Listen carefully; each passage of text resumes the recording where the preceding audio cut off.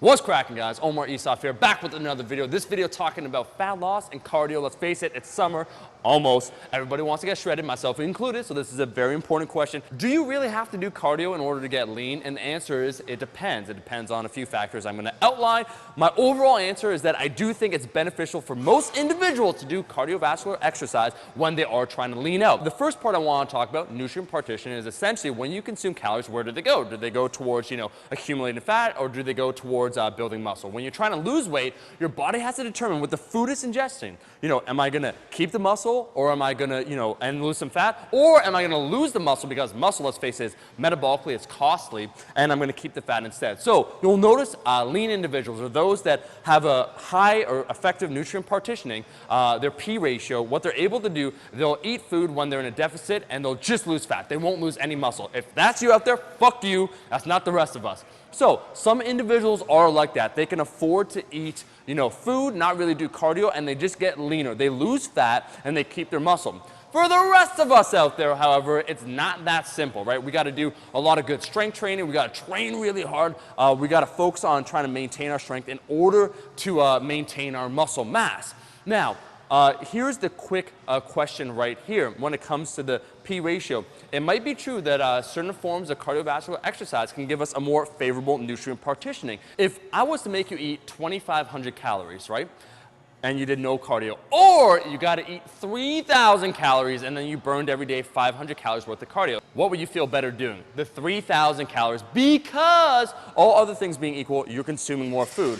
Let's face it, most cardiovascular exercise is not taxing. You're getting more micronutrients by consuming more calories. So you could fuel your workout, you get better workouts, you could train harder. So all other things being equal, instead of starving your body and then you feel like garbage, you have no energy, you got brain fog, you're consuming more calories, you're also expending more. And that's why John Berardi calls it the G-flux.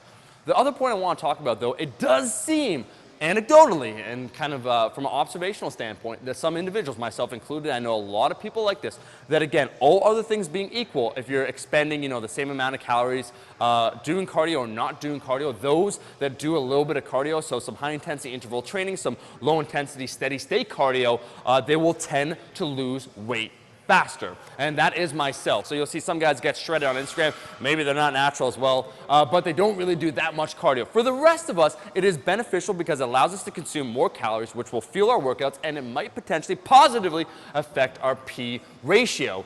With that being said, then, how do you incorporate cardiovascular exercise when you're trying to lean out? And the short answer is you want to take the slow and steady approach. You want to be the motherfucking tortoise. Always, always, always. Because that hair is going to be eaten later tonight.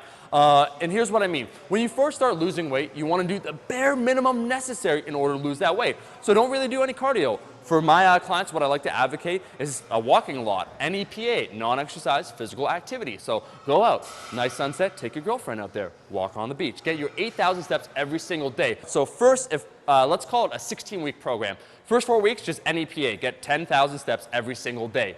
Next, what you want to do after those 4 weeks is slowly incorporate low intensity, steady state cardio. And we'll save that for another video, the benefits of both low intensity and high intensity. I think it depends upon the individual and what your goals are, but by the end, when you're really trying to get lean, you'll probably do a variation of both, a combination.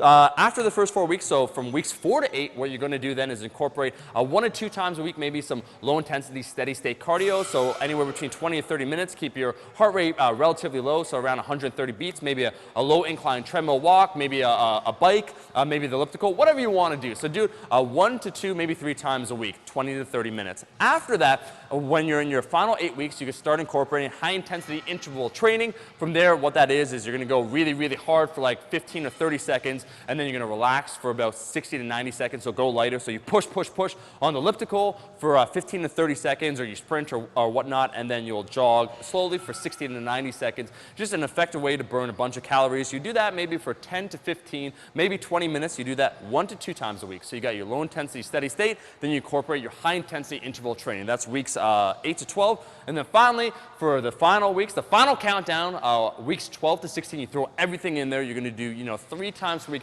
low intensity steady state. So you're accumulating approximately an hour and a half of that. Then you'll do probably 2 to 3 times a week, high intensity interval training, totaling maybe 45 minutes to 60 minutes. You're going to be burning a whole lot lot more calories. You will find it is favorable when it comes to your body composition, allow you to eat more calories. Quick other hot tip, when you do cardiovascular work, because keep in mind, high reps do require that. Aerobic exercise is a component of high reps. It'll benefit you, not only that, it'll also increase your stamina. The final benefit, however, of doing cardiovascular exercise is that it helps reduce DOM. So if you're sore, right, kind of blood's all accumulated there, everything's swollen and shit, you're all jacked up. By moving around a bit, it'll get things moving. So cardio can be very beneficial from that standpoint. Hopefully by now, I've convinced you guys that most of you, if you're watching this video, you're thinking about fat loss, you're like, oh, should I do it, should I not? You probably got to do it, okay? Those that are going to be lean are going to be lean. The rest of us, we got to use every tool in our arsenal in order to lose that weight. So me, I got the final 8 to 10 pounds that I want to lose. What am I going to do? I am going to do not only low intensity, but now some high intensity interval training. That is the video, guys. Thank you so much for watching the video. If you like the video, you already know what to do. You're at the end. You're either pooping, you're fascinated, maybe it's a combination of both. You like the damn video. And I'll be seeing all you guys, my rascals, in that next video. Fun fact, I learned that cardio is not just a Spanish word. You actually do it on a regular basis.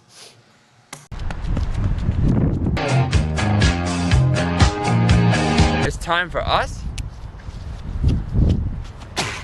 to reach our goals! Woo! Yeah, yeah, yeah! Told you I could do it. I'm feeling lightheaded.